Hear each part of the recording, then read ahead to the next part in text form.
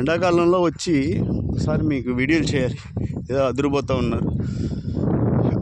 అప్పట్లో ఈ స్థితి ఉండదు, చాలా కఠినంగా ఉంటుంది. ఎండాకాలంలో పైన ఎండ ఉంటుంది, నీళ్ళు ఉండవు, లేకపోతే ఆ ఇంటి దగ్గర తాగి రావాలి. పొలాలంతా ఎండిపోయి ఉంటాయి. చిన్నగా ఇప్పుడు వర్షాలు స్టార్ట్ అయ్యాయి కాబట్టి ఈ వర్షాల్లో కొంచెం ఇప్పుడిప్పుడే గడ్డి మొదలవుతూ ఉంది. కానీ అంత మొటికలు, ఈ మొటికలు వాళ్ళ దంతాలకు రావాలంటే చాలా కష్టంగా ఉంటుంది. అయినా ట్రై చేస్తూ ఉంటాయి, కడుపు నింపుకోవాలి కాబట్టి. ఎండాకాలంలో అయితే స్థితి దారుణంగా ఉంటుంది. ఆ రోజుల్లో పైన ఎండ, కింద ఎండిపోయి ఉంటుంది అంత భూమి కూడా.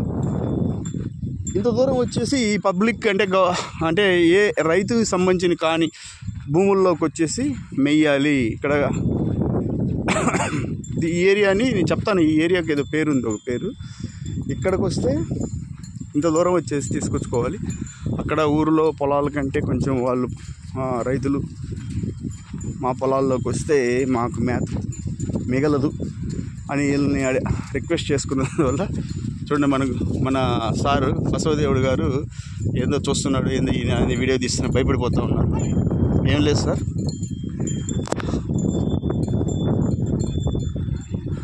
రండి మీరందరూ. మనకి చూడండి, మనం ఈ బొటికలు చూడండి, ఆ బొటికల్ని చిన్న బొటికలు దంతాలతోటి తినాలి. కొంచెం కానీ పెరిగితే ఈ గడ్డి కానీ కడుపు నిండుతుంది వాళ్ళకి. కొంచెం పెరిగితే కొంచెం ఈ గడ్డి పెరగాల్సి వస్తుంది, పెరిగితే అప్పుడు ఉపయోగం.